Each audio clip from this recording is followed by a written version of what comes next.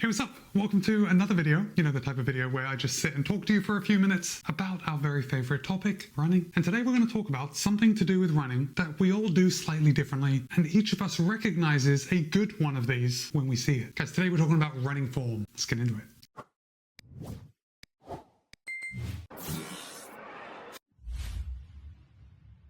All right, thanks for sitting through the intro. Okay, I came across an article on Macmillan running. And you know, Greg Macmillan is a coach extraordinaire. So when he speaks, we have to listen. Oh, this was actually an article that you would have to read. So if you're listening, listen to me. But even though I said that we all do something differently, Greg Macmillan does start out this article by saying that there is no one best running form for runners, right? You know, you see like an Olympic runner and how smooth they are, or most of the time, like they look like they were made to run. And then you look at someone like me, who's a little clunky, a bit of a shuffle runner, and apparently like being a shuffle runner is just who I am, and there's nothing wrong with that. In the same way that these Olympic runners and lots of other like hobby runners out there who have beautiful running form, there is nothing wrong with them either. So basically, how you run is how you run. Okay, let's just make sure we're going into this video with that at like the forefront of our minds. Now, just because there is nothing wrong with your running form doesn't mean like there's absolutely nothing that we can change, like little tweaks to possibly bring out the very best in your running form. Like it's unlikely that we want to completely overhaul how we run, although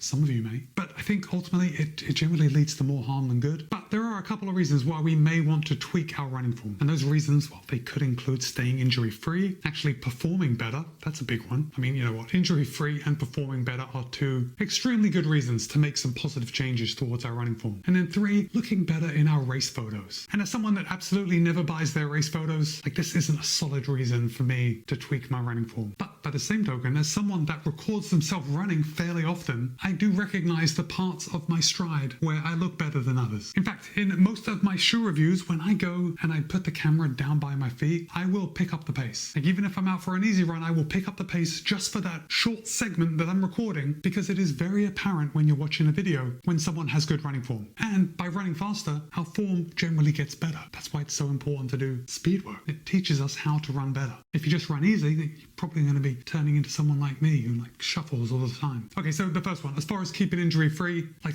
we don't really have to go into that any further. In fact, Macmillan says that he would prefer a runner that has slight form irregularities and who runs healthy than a runner who has like perfect form but gets injured often. Okay, next up, improving performance. Changing your form or making your form better can actually lead to improved economy. But here's the thing, and I think this improved economy is a bit tricky when we're talking about changing our form, because we have to know the point when the improvements stop happening. So for someone like me, I could perhaps go and imitate Eliud Kipchoge and his running style for a very short amount of time. I mean, not the speed, I mean just like the form, you know. But because it is taking so much effort for me to think about running in a form that is different from my own, if I try to keep that up over the long term, probably going to end up injured. And actually the reason that we all run in our own way is because it's likely fairly efficient, right? And when we're talking about improving economy, it means that when we're running, we're using less oxygen to cover the same amount of distance. Next up, we can change our form and perhaps increase our top speed. And this is where Macmillan actually brings up what I just said about changing ourselves too much and then getting injured. So a lot of speed relies on biomechanics, like how our body moves, how our feet hit the ground. But Macmillan actually says that it's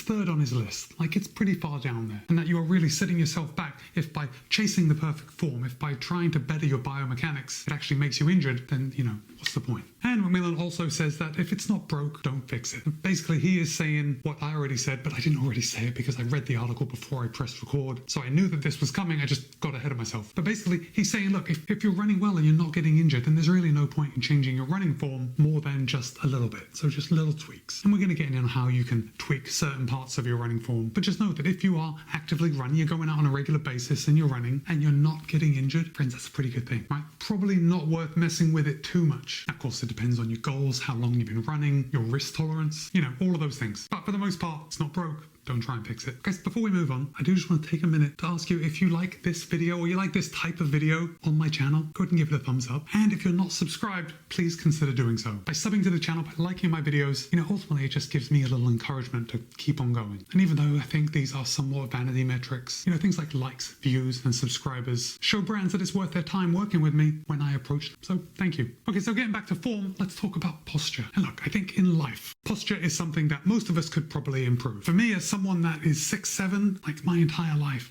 I have had to remind myself and be reminded to stand up straight, to have my shoulders back, because it's very easy to like hunch over and kind of make myself smaller. In fact, oftentimes when I'm taking photos with people, like without even realizing I'm doing it, I will kind of crouch down a little bit to bring our heads closer together. My wife is always telling me to stand up straight, but sometimes, a photo just looks better when the people are like this rather than like this. Anyway, that's my own problem. For you, good posture is just better. Like everything you do is going to be better with better posture. And you will be more efficient if you run tall. And running tall means like running in an upright, non-slouching position. And Macmillan quotes Andrew Limoncello, and he says you want to keep your head above your shoulders above your hips, and your hips above your knees and ankles. Like it makes sense, right? And we know that's what we need to do. It's like most things, it's easier said than done. And of course, we're always fighting against like our society. Modern life makes it very easy to slouch, whether you're sitting at a desk in front of a computer, maybe you're sitting with your phone and you're just like texting. I mean, look at me, like a haggard old troll texting on my phone. No,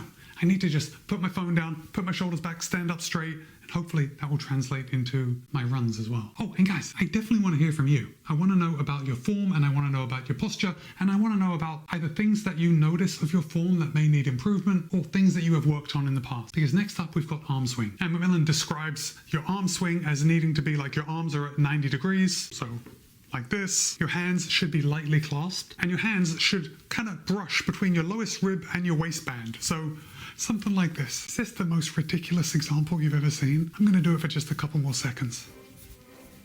Okay, I'm glad that's over. All right, we all know how it's supposed to be, but I think sometimes just seeing it written down or having it told to you where your arms are supposed to be, it could help. Oh, now one thing that I remember, and this is just, I can't even say who I heard this from over the years, and maybe I read it, but I heard that when you're tense and you're running, if you just rub your thumb and your forefingers together like this, just rub them quickly, just kind of brushing them, that will automatically make you not be so tense, because it's very difficult to remain tense when you're gently rubbing your fingers and your thumbs together. So just try it. When you're running, you're just gently rubbing it back and forth. Now, if you're too tense, like look at me, I'm bunched up. It's very difficult to lightly rub my fingers and thumbs together. But if you do it just lightly, brushing them when you're running, it's like a good reminder to stay loose, to stay relaxed. Now look, if your arm swing is not ideal, that can throw off everything else. And this can also be seen in race photos. Sometimes, a race photo will catch you in like a funny position where your arms are out. I mean, obviously the photo is catching you on a down step because that is the least flattering position to be caught in the photo in.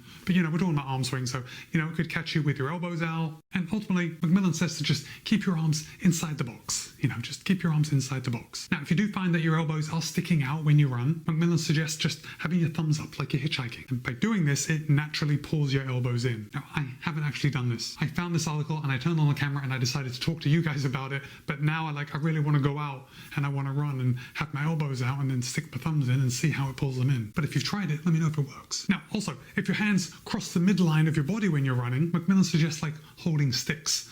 So I've got a couple of selfie sticks right here. So if I run like that, it's going to keep me from kind of crossing over, because when I'm holding sticks, it just looks weird. I mean, it feels even weirder. So if you have a tendency to like cross over when you're running, grab some sticks, and not selfie sticks. I mean, just walk outside and grab a couple of sticks off the ground, and that should fix it right up. Okay, let's move on to feet.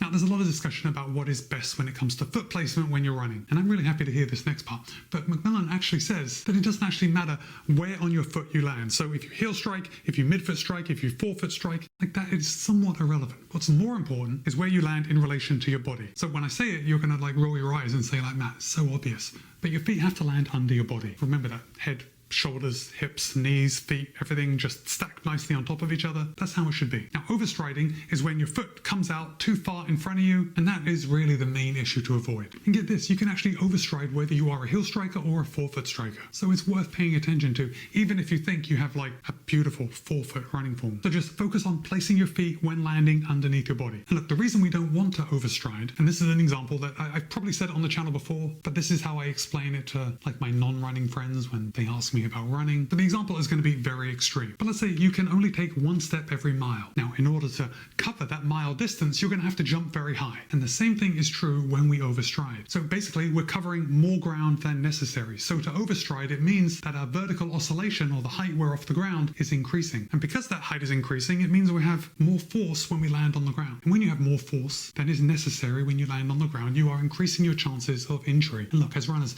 we don't need to increase our chance for injury. We're already at a very increased chance of injury over like the rest of the population. So don't make it any worse. Land your running steps under your body and you'll be giving yourself the best chance of success of not getting injured. Now, let's talk about rhythm and cadence. And McMillan says that runners are like dancers in that the best runners, regardless of their speed, have excellent rhythm and a very quick turnover when they run. Right? They have a smooth, flowing stride that makes it look somewhat effortless. Now, as far as cadence, I'm sure you've all heard 180 steps a minute is like the gold standard, but that's going to be different for different runners. And McMillan actually says that anywhere between 170 and 190 is probably good. And there's a boatload of ways that you can count your cadence. I mean, simplest of all is actually counting your cadence. Just count how many times your right foot hits the ground in a minute. Well, no, a minute's too long. Count how many times your right foot hits the ground in 15 seconds, then double it and multiply it by 4. Gosh, sounds like a lot of work when you're already out for a run. All right, forget I said that. Just use your watch. Your watch will actually record your cadence, and that is actually the simplest way. Now, if you need a quicker cadence, just make sure you're not sacrificing stride length or chopping your steps. You will actually slow down if you force a higher cadence by shortening your steps. We know that